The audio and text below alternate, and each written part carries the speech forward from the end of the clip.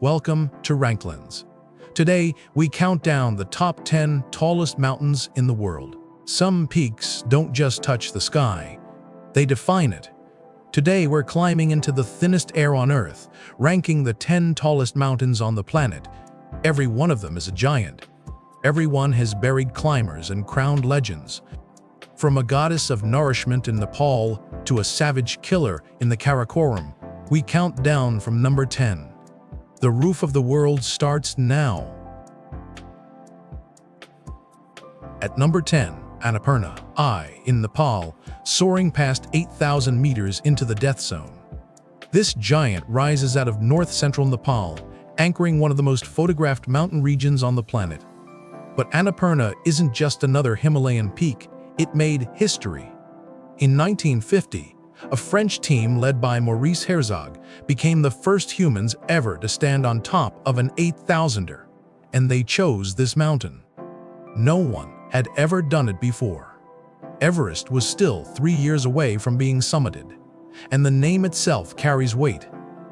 Annapurna is a Hindu goddess of nourishment, the giver of food, a mountain named for abundance, guarding one of the deadliest summits on Earth. At number 9, Nanga Parbat, another 8,000-meter monster, this one rising out of Pakistan. It dominates Gilgit-Baltistan in the country's far north, a region where the Himalayas, Karakoram, and Hindu Kush all collide. But mountaineers know it by another name, the Killer Mountain. In the early days of high-altitude climbing, Nanga Parbat devoured expedition after expedition. The death toll piled up so fast it earned a nickname that still sticks today. And then there's the Rupal Face. It is one of the highest mountain faces anywhere on Earth, a vertical wall of rock and ice that climbs nearly 5 vertical kilometers from base to summit. Looking up at it, you understand why so few ever come back down. At number 8, Manaslu, another 8,000-meter Nepali giant, but one that often gets overlooked. It sits in the Mansiri Himal, a rugged sub-range tucked away in west-central Nepal, less crowded than Everest, less famous than Annapurna, but every bit as deadly. The name itself is beautiful. Manaslu comes from a Sanskrit word for intellect, for the mind. A mountain named after thought itself, looming over a country shaped by centuries of Hindu and Buddhist tradition. And the climbing history here has a distinctly Japanese chapter. It was Japanese expeditions that pioneered the early ascents of Manaslu, returning year after year through the 1950s to crack its defenses. For a generation, this mountain was almost their national project, and they earned it. At number 7, Dhaulagiri I, another 8,000-meter colossus, and unlike most of its neighbors, this one lies entirely within Nepal. No border splits it, no other country can claim a piece. In Sanskrit, the name translates to White Mountain, and one look at it tells you why. Glaciers spill down its flanks. Snow clings to every ridge. It is whiteness on a scale the human eye struggles to process. But here's the wild part. For a brief window in the early 1800s, Western surveyors believed Dhaulagiri was the tallest mountain on the entire planet. For about 30 years, this was the king. Then, better measurements arrived, and Dhaulagiri quietly slid down the ranks. But it has never lost its grandeur. At number 6, Cho Oyu, raking past 8,000 meters on the rooftop of Asia. This one sits right on the Nepal-Tibet border, just west of Everest itself. From the right angle, you can see both giants in a single frame. The name in Tibetan means turquoise goddess. And when alpenglow hits its summit at sunrise, the snow really does flash with that blue-green hue.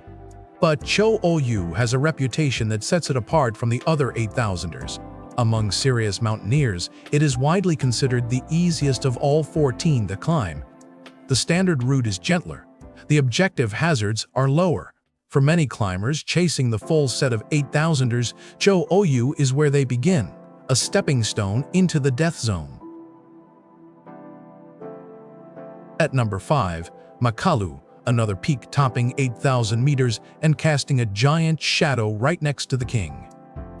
It sits just southeast of Mount Everest, close enough that climbers on one can see the other looming across the sky. But Makalu is unmistakable. While most great peaks are jagged or rounded, Makalu rises in an almost perfect four-sided pyramid. 4 ridges, 4 faces, sharpened to a point. From every direction, it looks like the same impossible geometric shape.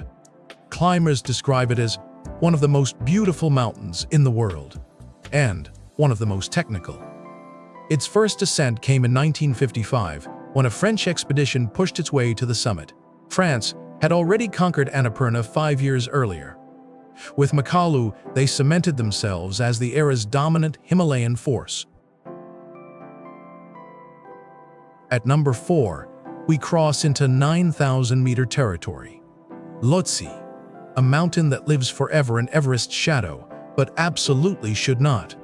In fact, Lhotse is physically connected to Everest itself, joined by a high ridge called the South Col, 2 of the highest points on the planet, sharing a saddle.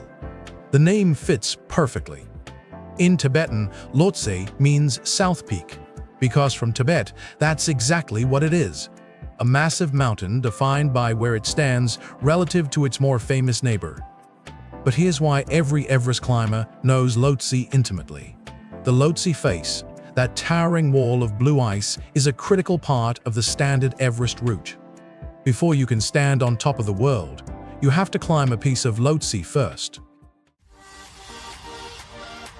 At number 3, Kangchenjunga, soaring past 9,000 meters and dominating a corner of the Himalayas you may have never heard of. It straddles the border between Nepal and India, making it the highest peak in India by a wide margin. For people in Sikkim and Darjeeling, this mountain is a daily presence on the horizon. The name is poetry. In Tibetan, Kangchenjunga means 5 treasures of snows. Look closely and you'll see why. 5 separate summits crown the massif, each said to hold a sacred treasure. But here is the most moving detail. Out of respect for local belief, climbers who reach Kangchenjunga traditionally stop a few meters short of the actual true summit. They do not step onto the highest point, a mountain too sacred to fully conquer. At number 2, K2, a 9,000-meter monster and arguably the most feared mountain on Earth.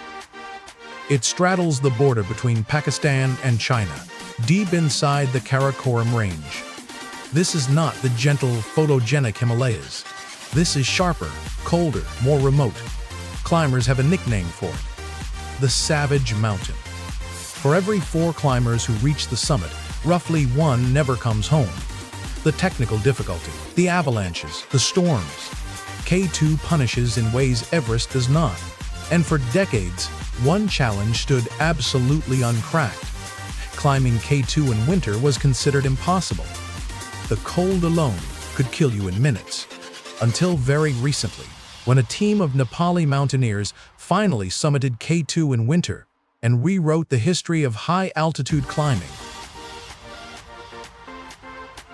And at number 1, of course, Mount Everest, the tallest mountain on the surface of the Earth, towering past 9,000 meters into a place the human body was never meant to go.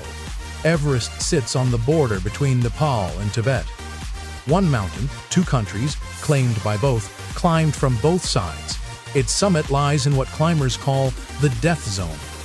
Above 8,000 meters, the air holds so little oxygen that your body is literally dying with every breath.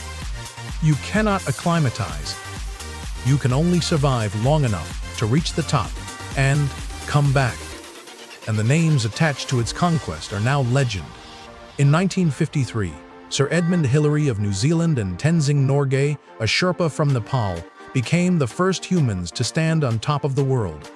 Everything else in mountaineering is measured against that moment. Look at this list, and a pattern jumps out. Every single peak, all 10, sits within a single curved spine of mountains stretching across Nepal, Pakistan, India, China, and Tibet. That spine exists because the Indian subcontinent is still ramming into Asia, forcing rocks skyward millimeter by millimeter, year after year. These mountains aren't just tall, they are alive, still rising, still claiming climbers, still sacred to the people who live beneath them. The roof of the world isn't a place we conquered. It's a place that, on its best days, simply lets us visit. And that's the top 10 tallest mountains in the world. If you enjoyed this countdown, subscribe to RankLens for more.